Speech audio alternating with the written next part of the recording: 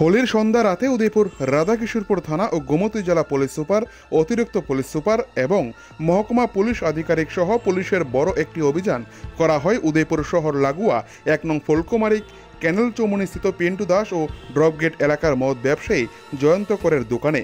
Police তাদের দোকানে অভিযান চালিয়ে ৫০,০০০ টাকার বিলিতি মদ বাজেয়াপ্ত করে, সাথে গ্রেপ্তার করা হয় দুজনকে। এদিন গোমতী জেলা পুলিশ সুপার যে অভিযান চালিয়েছে তাতে করে রীতিমতো অবৈধ মদ বিক্রেতাদের মধ্যে ভূকম্পন শুরু হয়। যেভাবে প্রতিনিয়ত পুলিশ সুপার নমিত পাঠক নেশা বিরোধী অভিযান চালিয়েছে গোমতী জেলায়, তাতে করে সমাজের একটি অংশের অবৈধ মদ ব্যবসায়ীরা তাদের এই মদ ব্যবসা বন্ধ করার পথে বলে জানা যায়। নমিতের দাবাঙে রীতিমতো শহরের মধ্যে শুক্রবার সন্ধ্যা রাতে যে চাঞ্চল্য সৃষ্টি হয়েছে, এ নিয়ে শুভবুদ্ধি সম্পন্ন জনগণের মধ্যে পুলিশের ভালো ছবি উঠে এসেছে বলে মনে করছে সাধারণ মানুষ। অপরদিকে গোমতী জেলার পুলিশ সুপার নমিত পাঠক সাংবাদিকদের জানান, আজ হোলি উৎসব পালন হচ্ছে গোটা জেলা সহ উদয়পুর মহকুমায়। তাই সন্ধ্যা রাত থেকে নেশা বিরোধী অভিযান এবং কোথাও যদি ট্রাফিকের সমস্যা থাকে সেইগুলি দেখা হচ্ছে এদিন।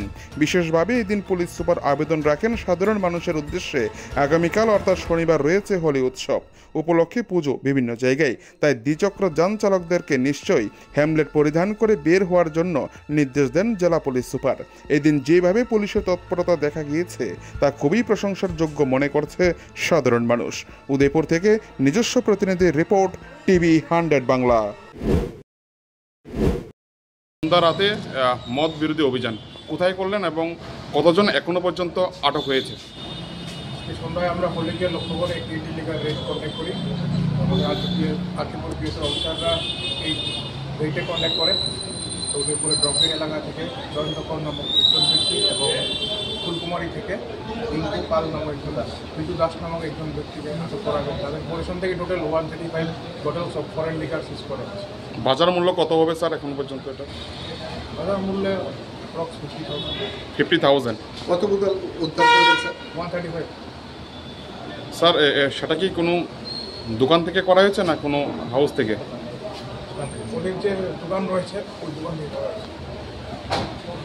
तो हमारी चल ही रही है। और जो पुलिस है, बिकॉज आज होली का ईव है तो काफ़ी हम एंटी लिकर रेड्स भी कर रहे हैं।